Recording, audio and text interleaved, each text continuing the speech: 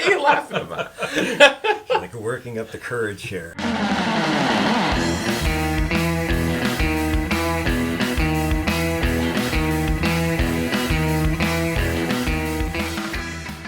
Hi everyone, welcome to another episode of Straight Edge Tiki. Today I am in South Bend, Indiana with Ken Holozinski, a man who wears a lot of hats. You have now 2 magazines. Figurative hats. I don't wear a lot of hats. You don't wear a lot of hats, but figuratively. You should have a hat for each thing, different thing to do. The record label manager, you know. Yeah. Ken is the man behind House of Taboo, TABU, who has done Exotica Modern, has done your mugs, glasses. Now you have a record label. What's the name of the record label? Taboo Recordings. Taboo Recordings. And Reverb International, a magazine focusing on surf and garage rock. And it's all at House of Taboo. Yes. If you're interested in getting any of that. Yeah. There's other videos where we talk about it. But in this episode, I want to talk about a cocktail that Ken came up with me for my visit here. Yes. And I was really taken back by it because it was really, really good. Non-alcoholic. I mean, there's the bitters. And I thought we should film an episode about it because it's a really, really great drink. And where did you come up with this idea? I decided I needed to start looking at some no-alcohol drinks, just to pad in between having regular cocktails, because you got to be social, and one drink can turn to 2, which is good, and sometimes they turn to 5, which is not so good. So to continue with the social aspect and hanging out in some of my favorite places to have a cocktail here in South Bend, they have offerings, but I thought, Ray's coming, and I know he's not doing alcohol these days, so I thought, You know what, I'll just go down to the liquor store and see what they have in no-alcohol spirits. It's just funny how you said that. Well, I know Ray isn't drinking anymore, so I went down to the liquor store. So I went down to the liquor store. Funny story. Funny story. Went down to the liquor store. Well, the funny thing is, actually, you can find non-alcoholic spirits at the liquor store. At the liquor store. There is a section. Yes. And sometimes you just got to ask for them, but they do have it, though. So the usual liquor store that I go to in town, they did have a selection, but it was only by one brand. And because I've been experimenting making this drink, and I was having it with another friend of mine earlier this afternoon, the bottle is pretty much empty, but this is Liars. I'm sorry. This is the first time I bought it, so excuse my mispronunciation. Spice Cane Spirit. Yep. And on its own, it's actually really good. It's kind of got some vanilla notes that I like in it. And then I really did not have a thought process to making this drink. I mean, a typical cocktail will use some sort of, especially in the tiki world, we'll have some sort of, fruit juice, maybe cinnamon, maybe lemon, lime, obviously. Yeah. And so I just, what do I have on hand? So I happen to have cinnamon syrup, and I had some passion fruit. And around here, Is this the passion fruit here? No, that is the cinnamon right there. That's the cinnamon, is it? I make it myself, so it's just marked cinnamon syrup. Cinn. It just says Cinn. Which, maybe that's an episode of Tiki Goth Club. Yeah, it's just fitting. Yes. It is fitting that. Yeah, my bottle presentation isn't great here because this is just stuff I had made and stored in glass. I love how it's not even like in the middle. I know. You kind of like. You really can't tell. No, you know what Ken tried to do here. Originally, he was going to try to write out the word cinnamon. Got halfway through and realized, I'm not going to fit all of it in. It's like printing my name on little entry blanks where I have to put Holozinski. So you decided to just stop at the double N. That's what you did. I know what it means. That's what you did. Yeah, I know what it means. Yeah. Try putting Holozinski on an entry form thing that you have to write. That's about what that equates to. How long do you have? How long? You need at least a line on a form about an inch and a half long. Those little short ones, I can't. How old were you until you were able to actually write your last name correctly? Kindergarten. I was a boy genius. So, what I did, so I have some passion fruit, and it's in a crappy little jar, but we're going to use it anyway. And that's your own made? Yes, I buy passion fruit pulp down at the Mexican markets. Yep. So I'm using what I used was a little less than a half ounce of that. Yeah. And about the same of the cinnamon. Again, I was just winging this, and it came out surprisingly well, which means anybody probably wanting to experiment with non-alcoholic spirits can, and if you can make it a reasonable cocktail at home. So how much of the cinnamon? Just under half, because I didn't want it to be too sweet. Because the non-alcoholic spirits are light in flavor. Mm-hmm. They're easy to overpower. And then grapefruit juice. And then you can't, again, everybody laments that you can't get white grapefruit, so I'm merely using a ruby red.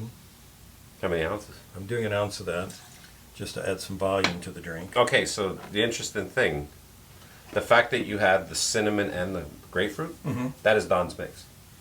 Yes, you're right. Yeah, so, which is actually really common in, well, I was going to say it's common in a lot of Don Peach's cocktails. No shit. No wonder. But yeah, that's a common thing, that combination. Right. The grapefruit and the cinnamon. Now, rather than lime, I don't know why, I just felt lemon was going to be better in this, so I'm putting about a half ounce of lemon in this. Half ounce of lemon. Yeah, freshly squeezed lemon, and then 2 ounces of the Spice Cane distilled Yeah. non-alcoholic spirit. Now, I want to say I have tried this by itself.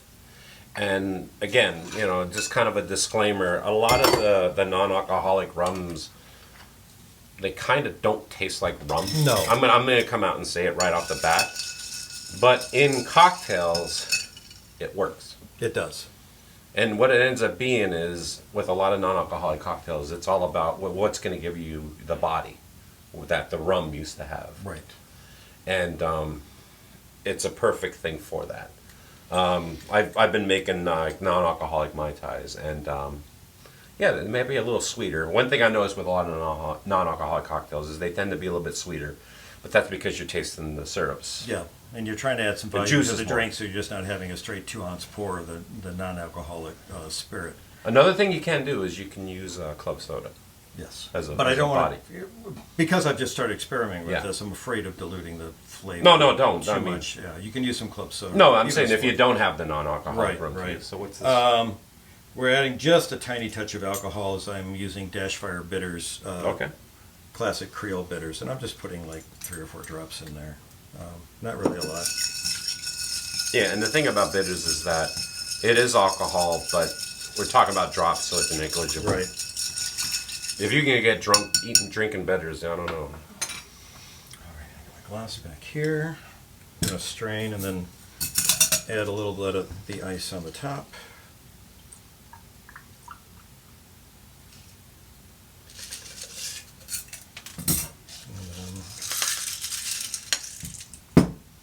And I've got some orange, and again, just things that I had in the house and in the bar.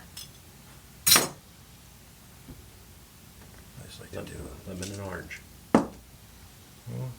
That citrus all works with the vanilla really nice. Do a little twist on top. There you go. That's going to be your next thing. You're going to be. You're going to be a bartender.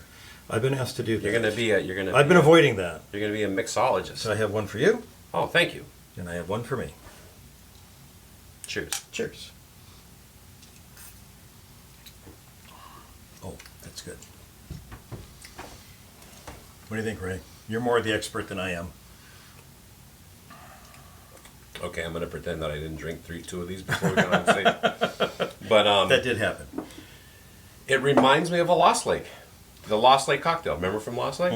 Yeah, I was there several times. And I think what it is, it's the passion fruit.